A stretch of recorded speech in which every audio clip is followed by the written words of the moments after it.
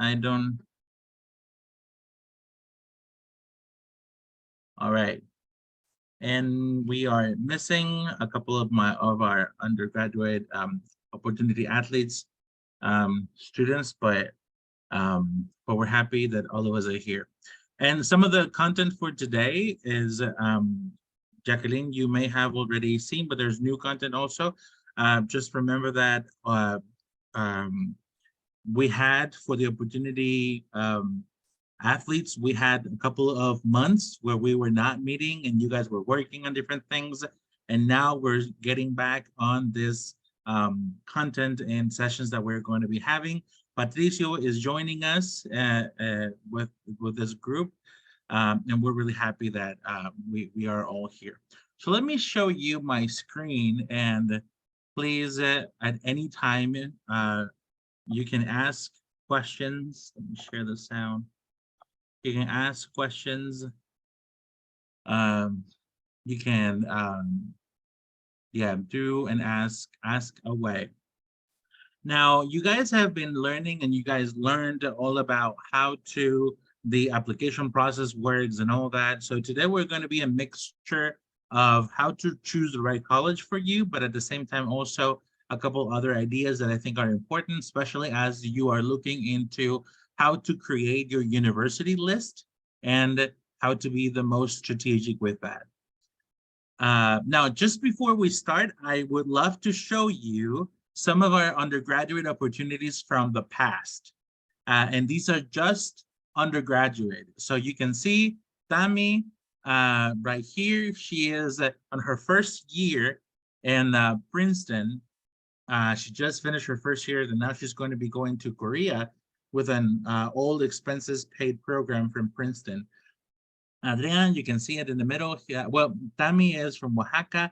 Adrian is from Monterrey. He is in his, if I'm not mistaken, he's going into his junior year, I think. Yeah, his junior year in at UPenn, University of Pennsylvania, and he is in the not in the main football team, but in a secondary football team. At UPenn, and he's studying business. And right here we have the three opportunities from this year. We have from Guadalajara, Alejandra, right here, and she's going to University of Indiana to study biomedicine. Also, Frida, right here from Mexico City, she's going into Harvard College. And Enrique, right here, he's also going into Indiana University for anthropology. So the five of them, we have a couple more that are not in this picture, but I just wanted to show you that we hope that you will be in these pictures for the coming years. And we hope to have here more of you that opportunities that have received fully funded offers and are either in the US right now or heading to the US this year. Now, let's remember that what are we looking for? What are we going to be doing? Remember that opportunity, that we have one goal in mind with our project, and this is that we are looking for fully funded offers from universities. And just remember, you were chosen to be an opportunity fund student because you feel you fulfill the profile that we're looking for, which is academic excellence. In the case of the athletes, also high achieving athletic skills, English proficiency, and financial need. Now, this is a great challenge. This is not an easy thing that we are facing together. And the numbers are not on our favor. It is extremely hard to achieve what these guys have done. And we are hoping that we will do it also with you. Now, how are we going to do that? We're going to do that with the right strategy. And that's why I wanted to talk about that today, because the right strategy starts by selecting the right institutions. Now we're going to be doing into a well-balanced university list, looking at the best fit model, where as you are aware, opportunity is going to pay for 5 schools that you're going to submit. But in reality, you're going to do this application process with a lot more than 5, because most of you are going to get fee waivers, which means that you're not going to pay for the application process. So in reality, you could do more than that. Remember Tammy from the first right here, Tammy Molina in Princeton? She did more than 15 applications. So I'm not saying that you will do 15 applications, but I'm saying that even when we pay for 5, there's a big chance that you will be doing more than that. On average, um, um, college students are going 7 to 10 applications to schools each year, either if they are domestic students or international students. And remember, what's our objective? We are looking to get full-ride scholarships. Now, your applications need to be ready for November 1st, which means that this is going to be a year that is going to be loaded with work. I know that you guys work hard already in your institutions, what you are doing, and if because you are an opportunity fund students, which means that you are already busy. There's a reason why we chose you, because you're a great student. Now this is going to get busier also. Now let's start talking about the college search, and what I want you to start as you are beginning to look through universities and all the things that you need to do. I want you to remember some important factors, uh, some important things that you need to consider. And this is one of the things that for me are one of the most important is what are your drivers? And remember, when we talk about a driver in a car is the person that directs where you're going in the car, right? When you think of who's going to be the driver is the person who is going to be taking you from point A to point B. So the idea is that you can identify what are your drivers, what are some of the things that bring you, are motivating you to come from point A to point B. Now let's start this exercise that I want you to do together. Let's see what are some of your drivers, and so you can identify what drivers are. Now I want you to do this exercise with me, and you can put it in the chat box. And think about what you want. So think about your preferences for each of these characteristics. For example, in terms of what you want, I want, and you have 1, 2, 3, and 4. 1 is I want a familiar environment, all the things that I know, things that are familiar. Or 4, a huge complete change, the things that I don't know. I want to explore all new things. So let's see. For the first one, where are you on those 2 things? Tell me in the chat box.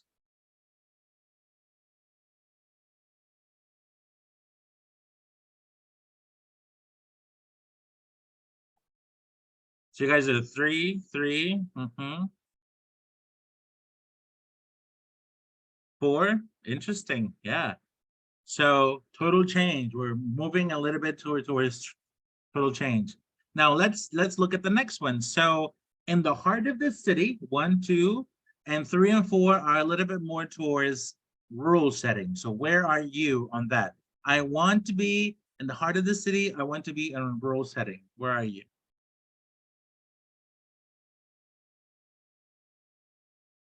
Okay, we have more city people here. Good. Yeah. Now let's look at the next one. Close relationship with professors or large classes, stronger relationships with teaching assistants.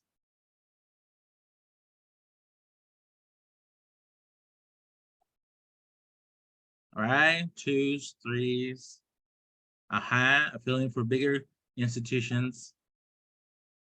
No, we're not going to do all of them, but I just want you to see all of these things. Now, several different groups of friends or close group of friends.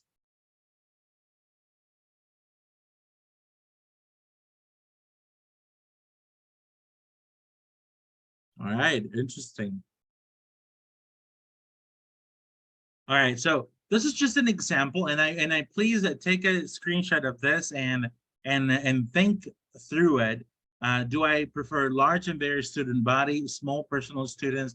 Student life is dominated by sports event. I don't really like sports, and this is just an example that So you can start thinking about what you want. What are some of the things that are going to bring you closer to what you're looking for at a university? Now, there's different things that you want to think about when you're thinking about a university. Of course, you're thinking about the academic offering. What advice is out there, also advising services, academic support. Are you looking for a diverse community, at campus life, facilities, things you want to do? You're an outdoors person. You prefer hands-on learning, athletics, class size, location, school spirit. All of these things are going to be important when you're looking into a school, uh, because each university, the way I describe it is like each university has a different flavor. And this is what I mean by this.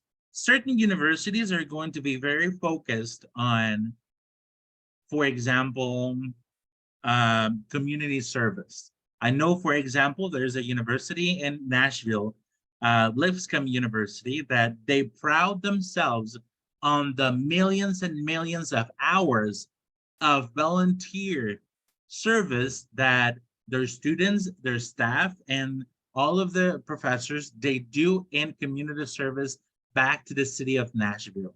Now, if you are not a community service driven person, that is not the school for you, right? Let's think, for example, Johns Hopkins University. There are people who thinking about, if you want to attend Johns Hopkins, you're going to be a person that works in teams from very multidisciplinary uh, teams of work, right? So you might be in the same team with someone from history major, from biomedical sciences, and for someone with a music major. And all of you together need to work on a one specific program, right? So those things are very unique to schools and the way and the kind of students that they are looking for. So it is very important that you know what you're looking for.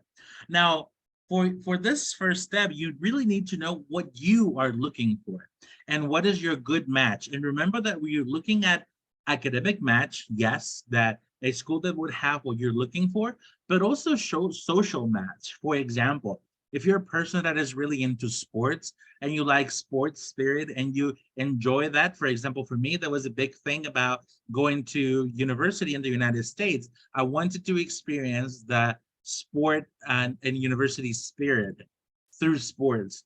Now, for example, if you're like that, I would never recommend you to go to University of Chicago, for example, because they have zero sports. All right. So in terms of social match, is going to be important because remember that you're not just going to be a student, you're going to be part of a community.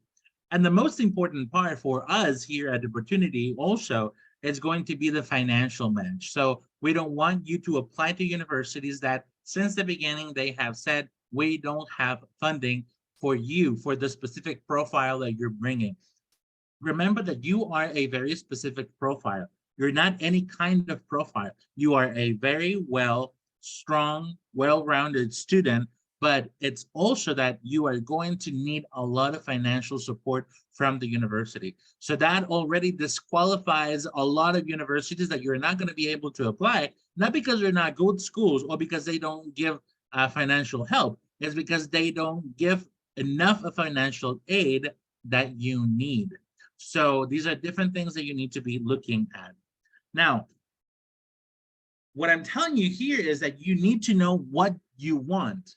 Now, the million dollar question here is, how do I know what I want? Right? I'm 37 years old and I'm still asking myself this question. What do I want? And how to know what do I want? Now, these are some of the things that you need to be thinking about. So, what do you want to study, right? Where do you want to go to school? What do you want to be when you grow up? And how am I supposed to know all these things when I'm 16, when I'm 17 years old? And that's absolutely fine if you don't know what you want to major in. But I want to give you some tools that are going to help you to get to know what you want, because that is also going to help you and how to choose the right institution for you. Now, let me show you this. Let me show you this. Some of you are familiar with some of the people in this picture. Do you know who they are? Can you tell me their names and what they are famous for?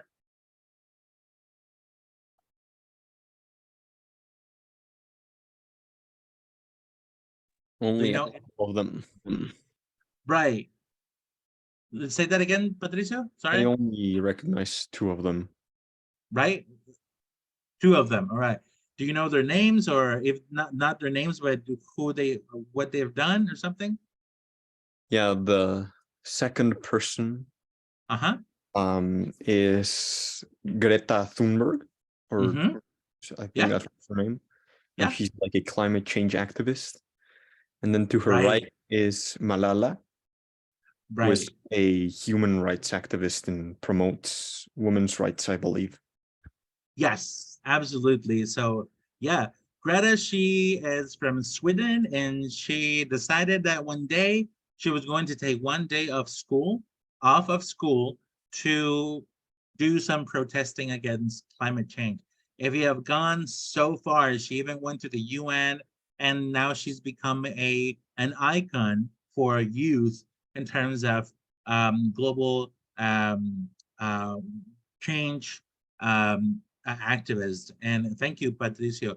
And also, Malala, she became famous as when she was started an anonymously writing um, her a journal where he was explaining how she was living through um, the Taliban regime in Pakistan, and she was the youngest person ever to win a Nobel Peace Prize.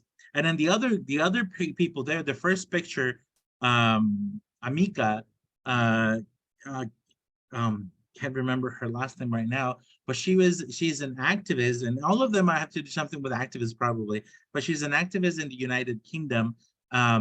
That she realized that her city in the United Kingdom um, was sending hygiene products for young girls for their periods to Africa. But she realized that many young girls in her city did not have access to these products because they were very expensive. So she said, why are we sending all these things to Africa when in my city, there's also many young girls that don't have access because these products are really expensive. So she started a protest also in front of the mayor's house in her city, demanding that these products may be free. And she started this movement about hashtag free periods, saying that why those products are so expensive that not even young girls in her community are able to pay for them, right? Um, the young man right here and the fourth, Jack, Amkra, he is as in her social science class when he was reading some journals freely available on the internet. He came up with an idea for his science project and how to identify cancer cells in a more efficient way. He won his for the science fair for his school, and he went with that project to big companies, and now the system that he discovered is being taken by big companies and governments because it's a cheaper way to identify cancer cells for, I think, I can't remember exactly, I think it was pancreas cancer cells.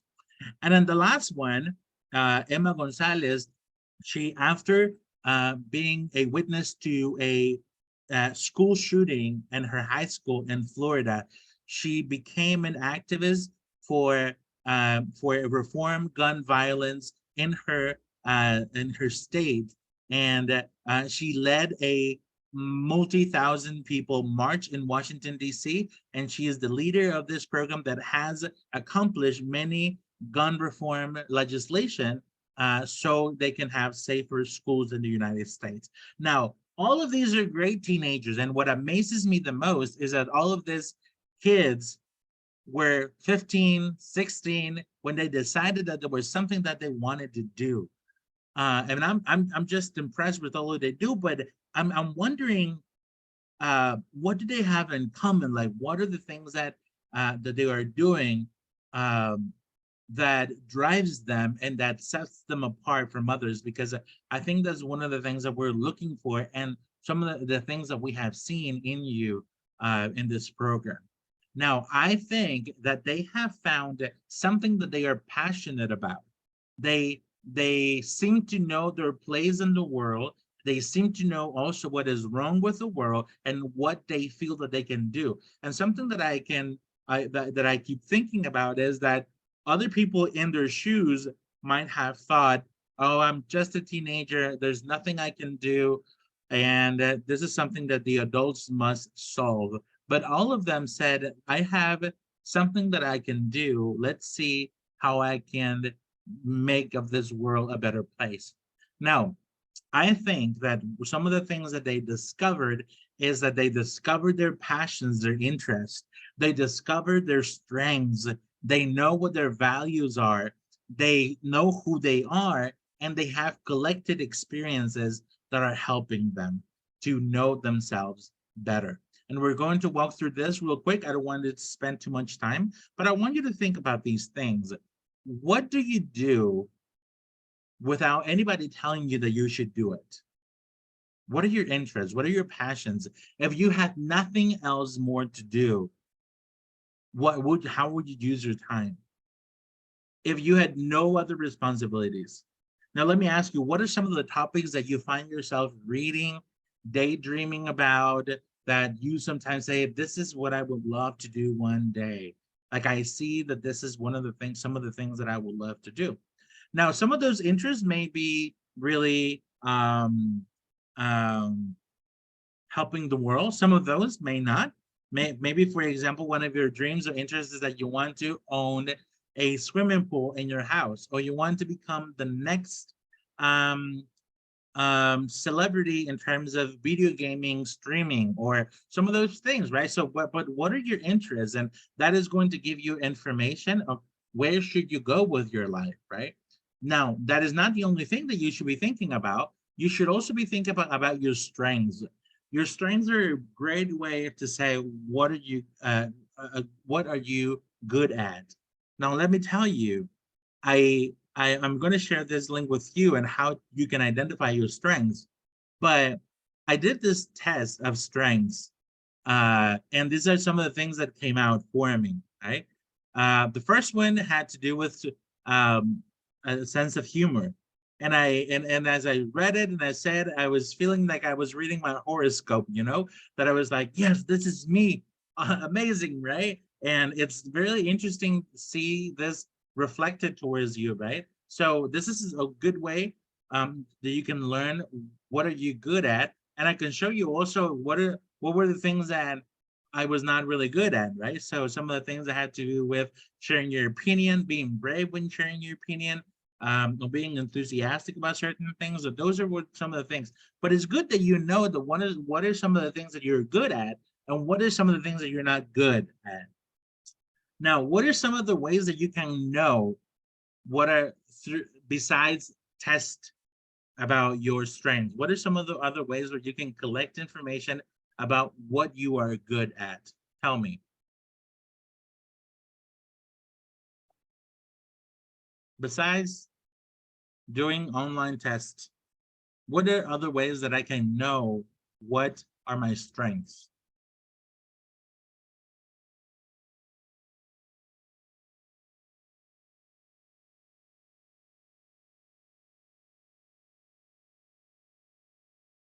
Looking at your past achievements. Ah, that's a really good one. Yeah. Looking at your past achievements. What have you done really well in the past? Right? What are some of your accomplishment uh, accomplishment prizes that you've won, competitions, and how have you gotten them? Yeah, that's a good one. Thank you, Patricio. Any other ways that you can do that?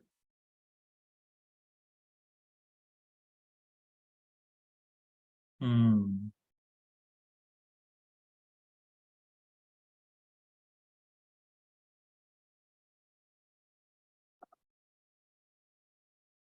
Asking other people. That's a really good one also, because I think many times we don't see what we're good at, and other people mirror back many of those things. And what I was thinking also besides that, Lupita, is that many times We don't realize what people thank us for. So look at what people are thanking you for. And sometimes they say, oh, you really did sell really well, or you're a great listener, or I really enjoyed that presentation you gave. Or the other day that I was feeling down, what you told me, you noticed that I was feeling this, and you gave me the right words so I could feel better. Things like that. So other people are going to be good sources of information. Yeah. I just wanted to add that question because um, online tests do not always tell you. You need to check and see if that is true for you, right? So what other ways do you, where you find things that tell you information about yourself?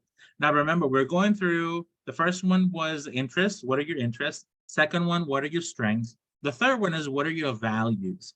And your values are going to be the things that direct you to take decisions. What do you consider in your life to be important? Now, I want to show you what are some values, a list of values, and maybe you can start thinking about how do you see those values in your life. So for example, some values have to do with personal development. For me, wealth could be a value, right? Creativity, loyalty, courage, self-love, purpose, privacy, freedom, communication, efficiency, stability, vulnerability, right? All of those are values that are going to guide your life. So for example, if you are a person that values quiet, I can already see maybe what your day looks like, right? But if you are someone that values growth, I can probably see that you're going to be taking on challenges. You always want to grow. You want, what is the next challenge for you? If you, one of your values in life is gratitude, where do you see that happening? Maybe you're a person that constantly is telling your friends and family, uh, thanking them or letting them know how they are impacting your life in a positive way. If your value is wealth, a lot of your life choices are going to be around how to make more money, how to become more wealthy. Now, values are going to be an important part to decide what do you want to be in life and what do you want to study. Now, let me ask you, now, what have been your values this, what we are going through this year?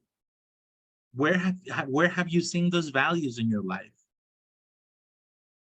Another question for you could be, what have you celebrated about your life this year?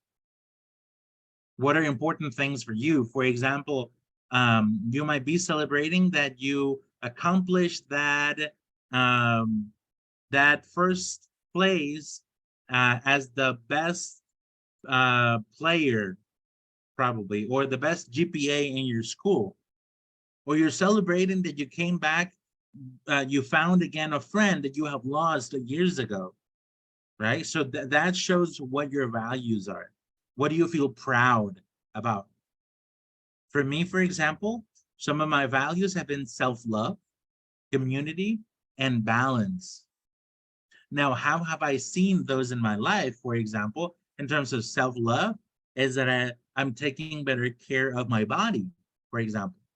I could say I am moving a little bit more. I set my clock to ring every 45 minutes so I can stand up and do some walking, right? So how am I, what decisions, what things am I taking so I can show my values? If community is something important for me, how I've been reaching out to my friends, I've been contacting them. I'm taking some of my weekends to go and visit a friend or a family member that lives 1 hour, 2 hours away. So our values shape our decisions and the things that we do. So my question for you is, what values have you seen in your life? Or what values do you want to see in your life? That you say, I wish I was a person that was more centered in health or friendship and studying in whatever, right? but those are going to be important so you can start knowing yourself and knowing how are you going to take decisions. Now, the next thing that is important for you know, and remember that we're looking into how to choose a university. But before you go ahead and choose a university, these are important things that you need to know about yourself before you go ahead and choose a university. One of the things is you need to know what identities do you have. And in this idea, we have intersectional identities. We are many things. We are Mexican, but we are from different parts of the country. So we have circles that go around the same, but we have circles that go in different directions, right? I could identify as a man, I could identify as a woman, I could have no binary, and those are going to be identities that are going to affect. I identify as someone from Mexico City. I identify I have a younger the younger child. I identify as someone from this heritage, from this religion, from this community. All of those different things are going to shape and give you a different perspective. It's like if you would change your glasses and you would put a different set of glasses that would see everything in red and then see everything in yellow, and you put all of those together, and those are going to give you a different perspective on the world. And I give you some of the examples here, right? This is my identity map. And I really want you to do something similar with yourself, because this is going to help you understand where do you fit, where do you see and get to know yourself. Things I didn't know, for example, I didn't know how for me growing in the country in a coffee growing plantation part of Chiapas shapes who I am and how I understand the world. Now, and the last thing that shapes who you are has to do with your experiences. What are some of the things because you could be, for example, you could have a twin, someone that looks like you, that probably has the same identities as you and everything very similar to you, but you are going to have different experiences, and that is going to also make you into a different person. And I always ask, how do you know if you like a flavor of cake? And some people say, well, because I've tried it, or sometimes because I haven't tried it. But your experiences of the world can help you know what you want or what you don't want.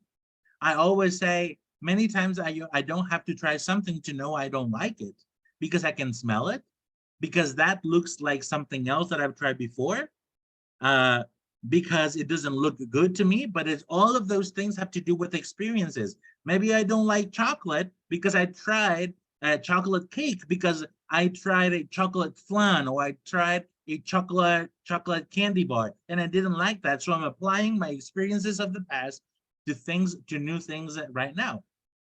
So for you, your experiences are going to shape who you are and how are you going to be taking decisions. For example, since middle school, Jesus enjoyed working with computers.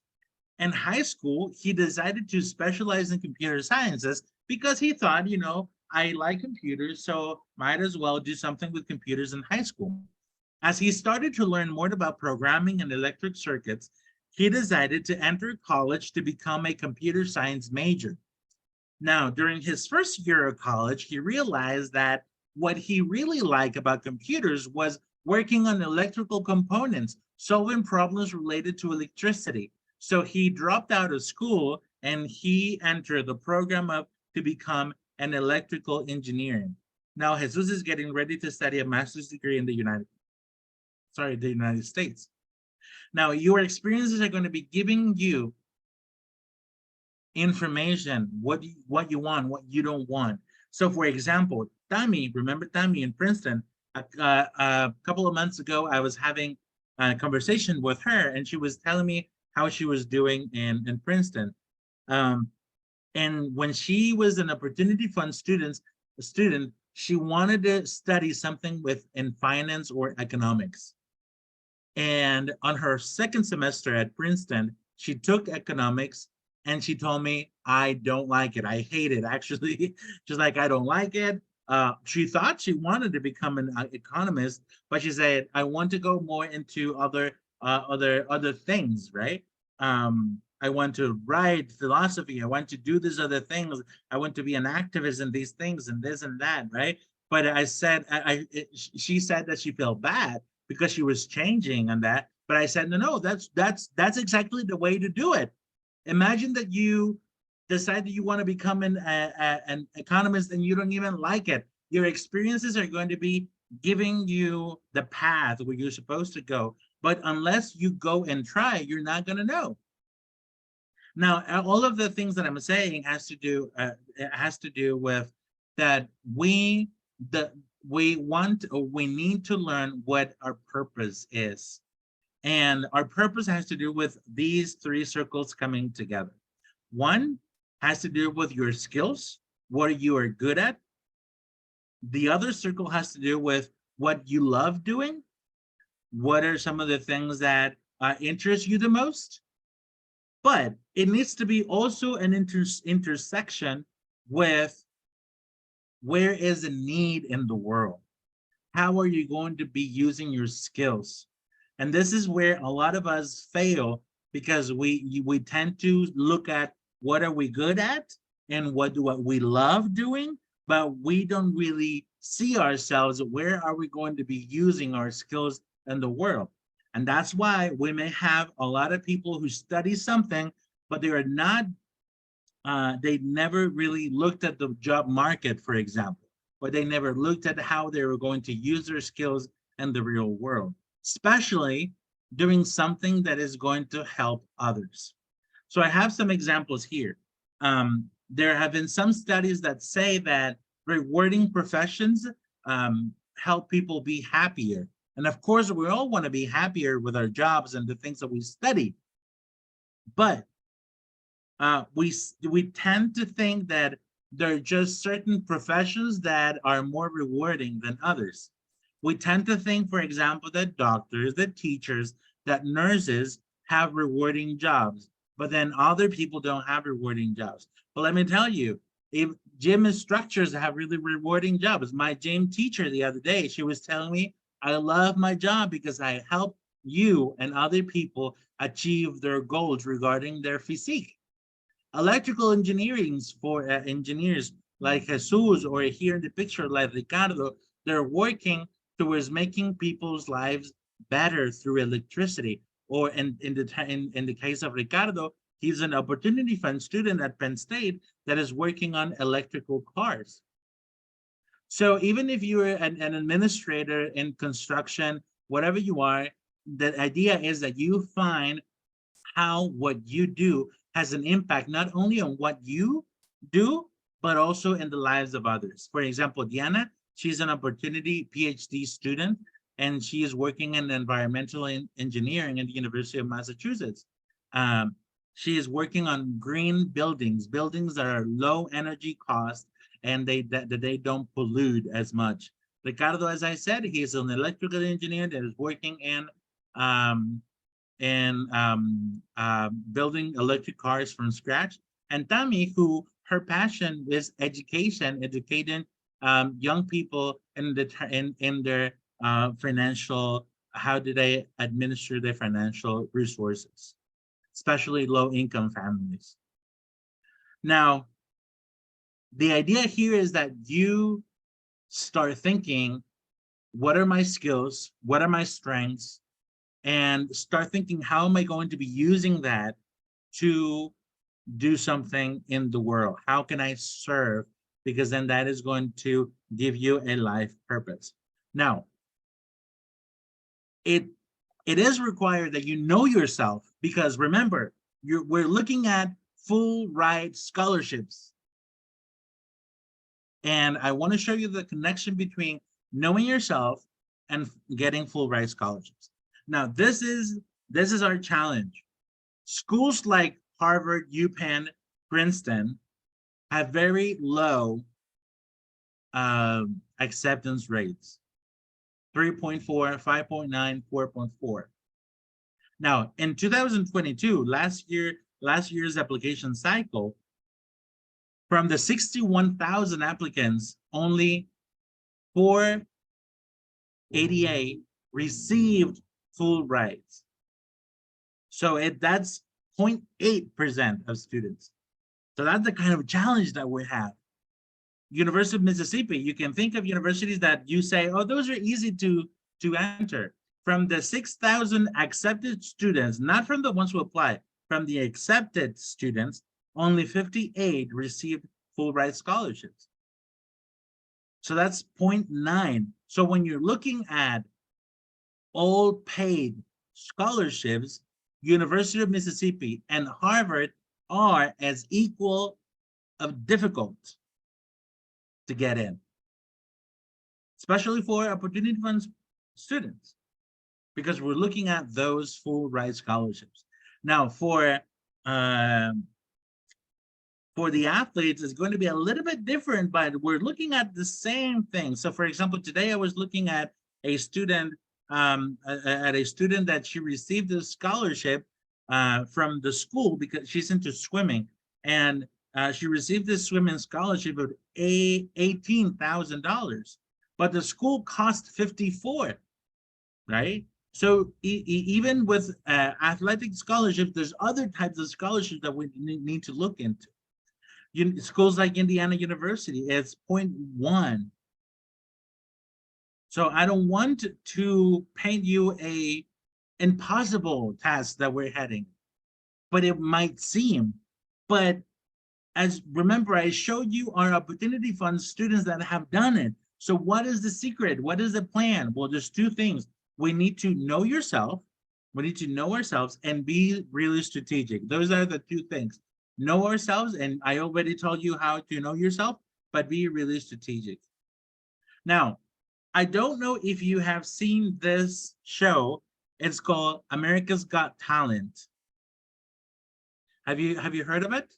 America's Got Talent? Yeah.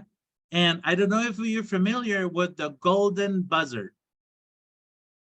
The golden buzzer, if you're not familiar with that, is like, you know, that for America's Got Talent, they go into auditions, right? They go into auditions, and if the audition is good, then they're going to move to the next audition round, and the next audition round, and then to the final admission, audition, to this final show. But every now and then they find some participants that they say, wow, these guys are going straight to the final show. They don't have to go through all the phases. They are going straight to the final. And that's when they say, this is a golden buzzer person. Now I want to show you a couple of these examples. And Magali, if you can help me pausing the recording. What do you think made the judges select her as a golden buzzer? And what do you think? Hello.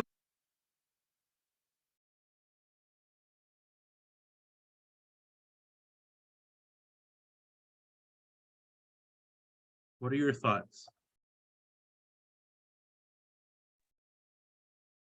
Jacqueline, I think your microphone, you're muted if you were trying to speak. Oh, yes, I think that they found in her that she well, she said that she gave up, but she demonstrated that it wasn't true at all. Mm-hmm. Mm-hmm. Yeah. So I think, yeah, she shared a struggle, right? She shared a struggle. Yeah. What else? What else can you see?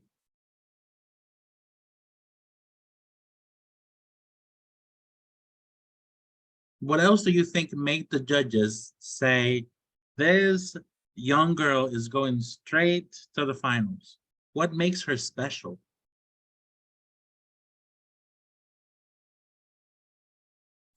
I think she is passionate. She's passionate, yes. Mm-hmm.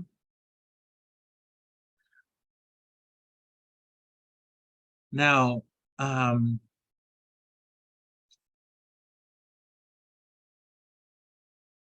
she doesn't have she has a good voice.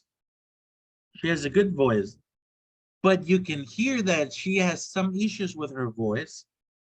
So, but she sings really well, right? She sings really well. But as she said, she said she doesn't have the perfect voice, but she does it really well, especially according to her circumstances. And I think all of these things she does really well. Another thing that she is doing really well is that it really works the content of her song. Remember that her song is Try. She could have sang any other music, but this one was powerful. She wrote it and the message was about her. So for example, if any other artist, if maybe Christina Aguilera or any other sings this song, it doesn't have the same power as being sang by Mandy, because it's really specific to her story. She shares challenges. She is telling us how she overcame those challenges, and she's doing something amazing. She's doing something amazing. She is completely deaf and she's singing really well. So all of those things make her story very complete. And then as you see the others, and like I'm saying, I'm inviting you to go ahead and look other videos that have to do with the buzzer, and you will find these specific qualities in people who are chosen to go to the finals in this TV show that have to do with, there's a story, they have a story to tell, they do something really well, and they have all these different challenges that they've overcome, the content that they do, but there's a story behind what they do. They do something above the expected. Now, all these things, what I have seen is that all of these things are very similar to Tammy's story, to Adrián, to Enrique, to Frida, to Alejandra, to Enrique, the other Enrique, Ricardo, sorry. There's something in common with their stories, and that they are really good at what they do, and they do it at a higher level. There's a story, there's a background, there's challenges in that make them special because of their identities.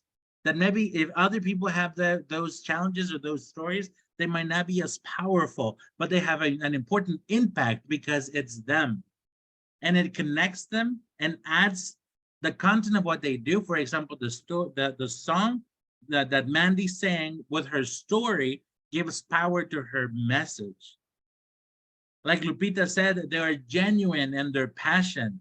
Passion is not something that you can fake. It's really difficult to fake. So it comes through. And the last one that I think is really important is that they are auditioning to the right TV show. If they maybe went to a different TV show, they might have not gotten chosen because they say, "Oh, we don't want someone like that in our program," right? If they go to, for example, I don't know, what's another important show? Ninja Warrior, right? Or they go to Exatlon, that's not going to be their show, right? They have to choose the right show for them, the right program. And all of those things are true to your process. You need to be really good at what you do at a higher level. Your story is important. Your challenges, your identities, they make you unique and they give you a special power. The content of your story, the content of your essay, of your interviews are going to give you special power. That you are genuine, that you have a genuine passion is going to make you a good candidate. And one of the most important things, applying to the right programs, to the right institutions is going to also, and this is one of the most important ones, applying, I'm going to say it again, applying to the right programs. Now your work is going to be looking for those programs, but many of those things are really, really the same. Now, again, what is going to be the plan? Getting to know yourself. How are you going to know how to tell your story if you don't know what your story is? You need to know that. You need to know what are your identities, what are your strengths, what are your interests, what are your experiences. All of those things are part. And be strategic. Now, know yourself, research your strengths, your interests, all of those, and listen wisely also to the knowledge that other people have. Your teachers, your parents, your brothers and sisters, other people who you respect, your counselors at school, your Education USA advisor, all of us that are invested in you to have a successful process. And then the second, number two, is you need to search for institutions that are suitable, a suitable match for you, that are looking, that are for unique students like you, that fit your profile in an academic way, in a financial way, in a social way. You're going to invest hours, and again, hours researching. Don't expect to find the right university for yourself after just searching for 30 minutes every now and then. This is going to take you 40, 50, 60 hours of your time looking for the best school. Be flexible. Remember, what is your goal? Your goal is to go to the United States and study with a full ride scholarship. So be aware that even a well-balanced list, there's many things that are not going to be in your control. So you need, your best friend is going to be a strong and well-balanced list. Here's some advice for you. Learn something new. Use your activities. Sign up for new activities. Use your passions. Start a new project. Maybe are you going to do a job? Look for academic or extracurricular activities. Do different things. So for example, Tammy did Expolimpiadas, which is a project where she brought science presenters to people in her community virtually. And she had more than 5,000 views and attendees in her Expolimpiadas. Carlos, he loved talking to people, and he was a tech ambassador for the La Prepa Tech at her school in Chiapas. And now he's using that. He is an ambassador in Arizona University now, talking to people and being an international students ambassador. Maria, she's from Tabasco. What she did, she started a program that's called Girls for STEM. But since she was in middle school, she wanted to study something related to STEM fields, but she also noticed that there were very little of her classmates, young girls that wanted to study something like that. So she started a project to share her passion for science. Now, the next thing that I want you to think about is think about solving pressing problems. What are some of the problems that you see in the world that you think that you could be part of the solution? And be creative. Many people think that to help in people's health, for example, you need to be a doctor, and that's not true. You can help in people's health in many different ways. Yes, you can be a doctor, but you could do research. You know that people who saved a lot of lives during COVID-19, of course, there were doctors, but there were also biomedical engineers that were doing the vaccines, you know? There was also different people, right? There's people who were bringing us peace and comfort during isolation through music. Other people do it through teaching, creating digital content, for example. So there's different things that you can do to help pressing problems. Now, we're going to stop around here because I want you to have time for questions, but I just want you to think about this. You're going to find two kinds of institutions. Remember that at the beginning, I showed you statistics on schools like UPenn, Harvard, and Princeton, but I show you also statistics on other universities like Indiana University and University of Mississippi, UT Austin, and all these schools that have a big admission rate, but at the end, with the kind of funding that we're looking for, all of these are going to be really difficult to get in. So you need to have a varied school list. Now we're going to be doing this where I'm going to ask you to be doing this, researching into the college websites, going into university homepage, admission, financial aid department websites. You need to start looking for this information. Now, you know some of the searchers you saw in the past, some of those research engines, but I need you to collect that information pretty soon. Now, let me show you that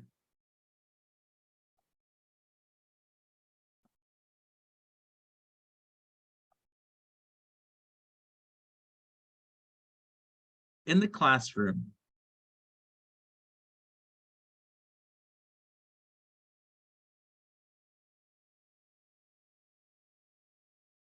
and this is a classroom undergraduate opportunity funds program.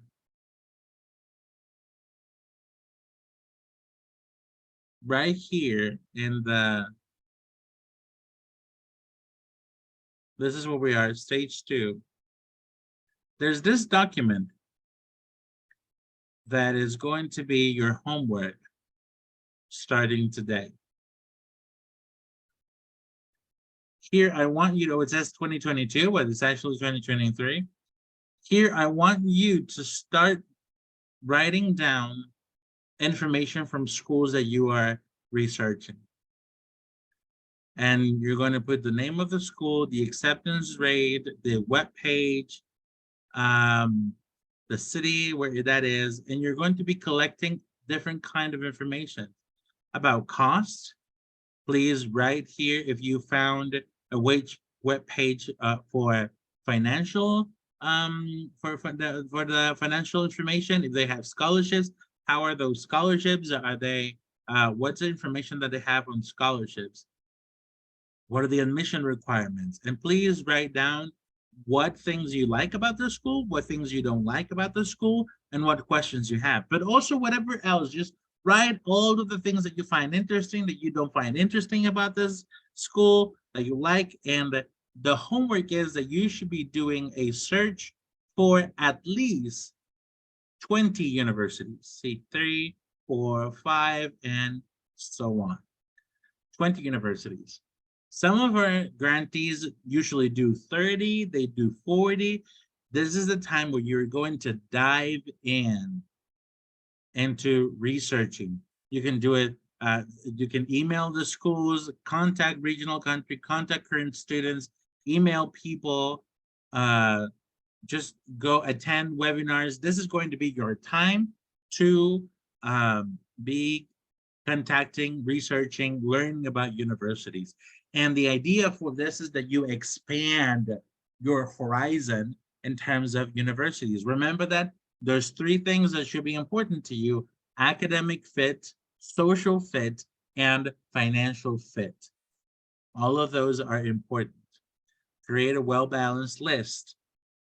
Thank the universities. And in another occasion, we're going to talk about safety schools, target schools, and breach schools.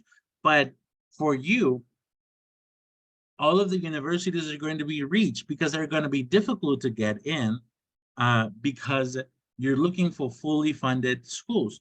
My advice for you will be to be looking at these 2 kinds of institutions: the Ivy Leagues, the UPenns, the Harvards, the Princeton, but also the state schools, the big schools, the other kinds of schools that would have a program like the STEM Scholars Program, like the Wells Scholars Program, that even though those are big schools, there are scholarship programs within the schools that can provide you with funding.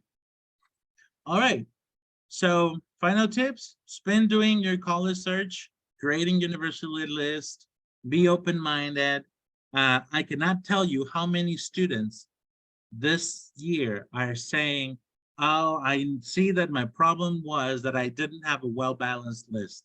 I said, oh, I don't like that kind of school. They offer fully funded opportunities, but I don't like that kind of school. And now that they have no more options, they're saying, I wish I could have considered all those different schools that were able to give me funding. Now I don't have any more options because I didn't have and I wasn't open-minded of other programs, other schools. Build strong relationship with teachers, counselors, and advisors. Stay organized. Start writing down. Start doing that, and ask questions and be in contact with your Education USA advisor. And that's gonna be it for my end. We have any questions?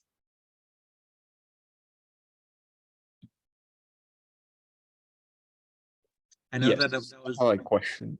yes, Patricio, tell me.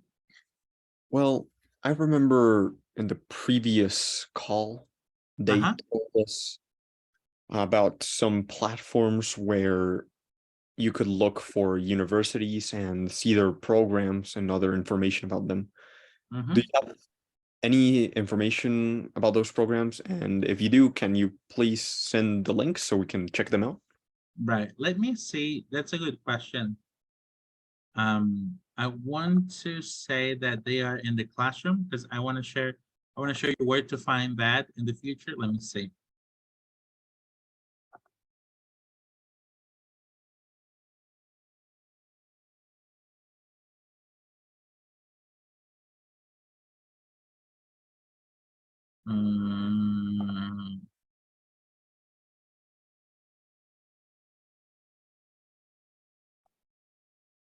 No, they're not here. All right.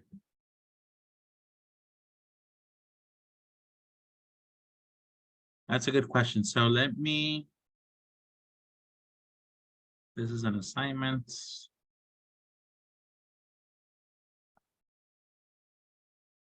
All right, it's not here. That is actually a good question. And I think what I'm going to do is that I'm going to actually create that as a material so you guys can have it here. I'm going to call it search engines. And I'm going to show you right here. One, it's petersons.com. Share a link here. And then the other one is College Board.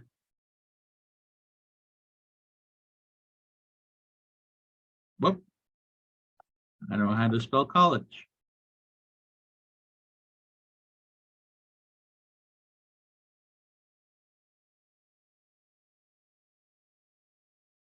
And I hope that you create a College Board account soon because you're gonna need it. But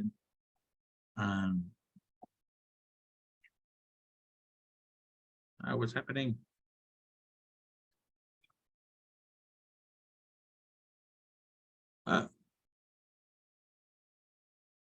Finding the right college. College search. What happened? It's not letting me click on anything.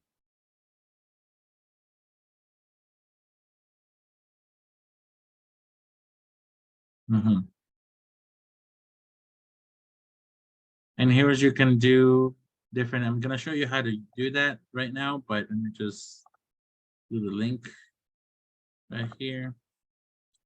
And I'm going to add this to stage 2. All right, should be posted. Thank you.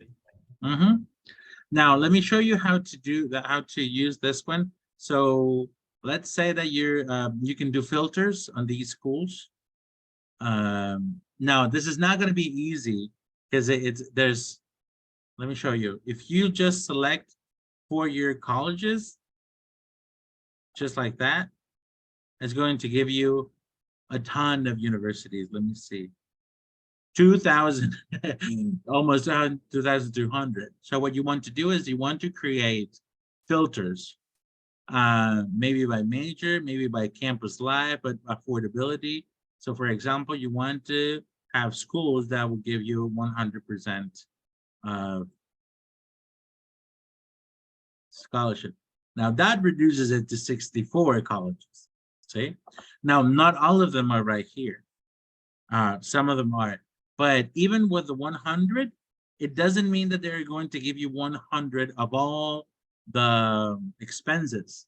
As 100 of many times of the tuition. So let's look at this one.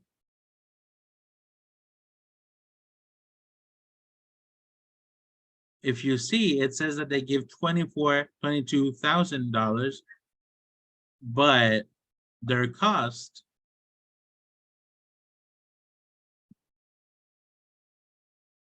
let me see what the cost is. There's no need base. Right, so you can spend some time looking at all this information, but probably, for example, maybe if this opportunity gives a lot of financial aid, maybe they don't have the program that you want. So you also want to do colleges by academics, right? These are some of the things, some of the ways that you can start looking to schools. Let me go back again a little bit more. Oh, here. It was in the different. So you can do that also by location. For example, you can do that by state. Let's see what schools are in Alabama that I might be interested. So, oh, because I'm looking at 100%, but campus life. So these are some of the things that you can start showing around and playing around with that. So to start looking for some of those schools that can you can start finding those schools. So those will be the places where to start. But that's a really great question. What other questions do we have?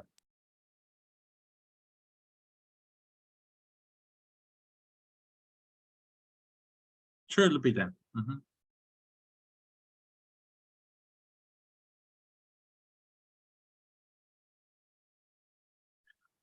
What other questions do we have?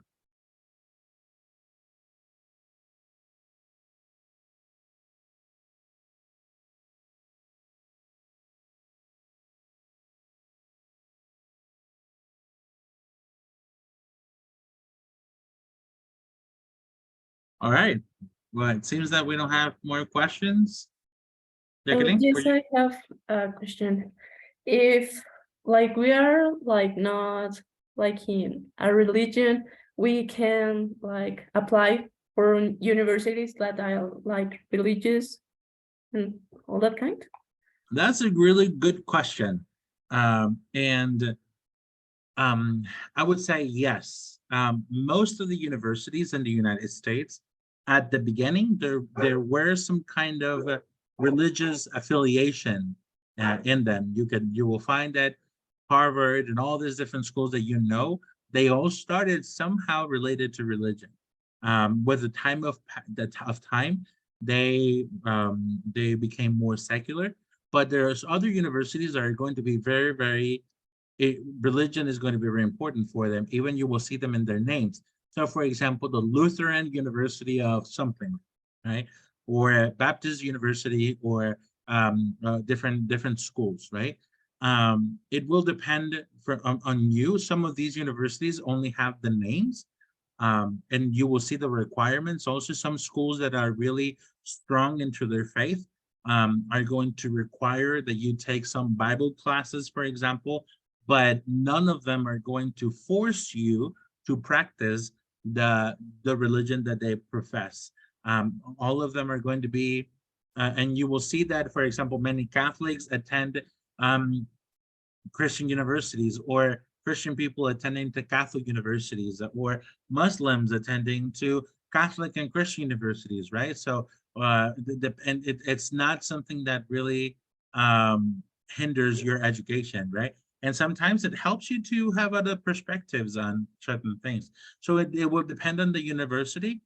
Some universities are a little more strict about it. Some universities are not, and they're pretty relaxed and say, well, we only require you to go to chapel once a week as part of an academic program, or some others don't require it for it to be part of your academic life. Some others do, right? So it will depend how comfortable you feel, and also how what are the school's regulations and things with that. But in general, it is not going to be a problem. That's a good question, Jason. Any other question?